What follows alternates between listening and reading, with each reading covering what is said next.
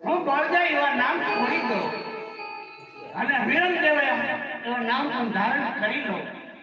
પણ હે વીર, તમારે એક વાત પણ સાંભળવી પડશે. તમારે કૃષ્ણ એવા નામ છોડી અને રામદેવ અરુણા નામ ધારણ કરવા પડશે. હા મોટા ભાઈ, હું પણ કૃષ્ણનું નામ છોડી અને રૂડો રામાપીરનું નામ ધારણ કરીશ. અરે મોટા ભાઈ, આ અણનો કાટ અહીંયા મૂકી અને રૂડા લાલ નિશાન ધરવા પડશે. હા ભાઈ કૃષ્ણ, હવે એના સાથ મને છોડી દો અને લાલ એવા નિશાન પણ લઈ લો. હે ભાઈ કૃષ્ણ, તમારા મધુરી મોરીનો સાથ અહીંયા છોડી દો. ભગરિયા ભાલા હાથ ધારણ કરો. હા મોટા ભાઈ, હું મધુરી મોરલીનો સાથ છોડી અને આ ભમરિયા ભાલા ધારણ કરું. અરે મોટા ભાઈ, ચાલો તો આપણે ગોકળગઢ અવતાર ધારણ કરવાનો સમય થઈ ગયો.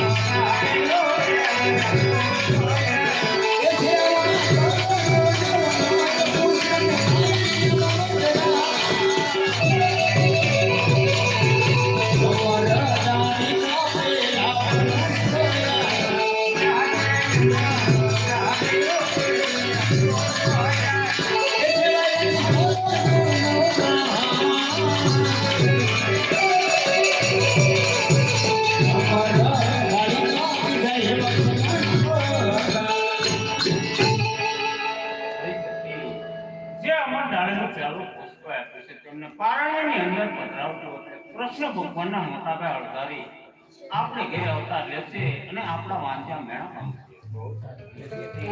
જે અમર દાળનું બીજું પુષ્પ આપ્યું છે તેમને પારણાની અંદર પધરાવી તેમની નવનો માર્ગ સેવા કરજો.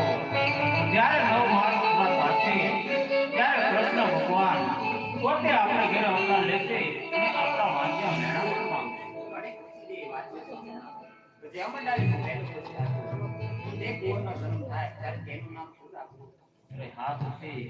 જે પહેલો કુંવરને એનું નામ તમે વિરમદેવ રાખજો. બીજું અમરદાનીનું પુષ્પ આપ્યું તે કુંવરનો જન્મ થાય ત્યારે તેનું નામ શું રાખવું? બીજા કુંવરનું નામ તમે રામદેવ એવું રાખજો. ઘણી ખુશીની વાત છે.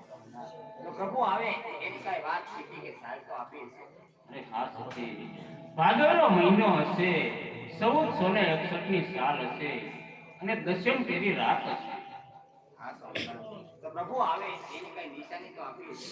હા સતી, આપણા મહેલની અંદર કુમકુમની 5 પગલી પડે ત્યારે માનજો કે આજ મારા ઘરે પ્રભુએ અવતાર લીધો છે.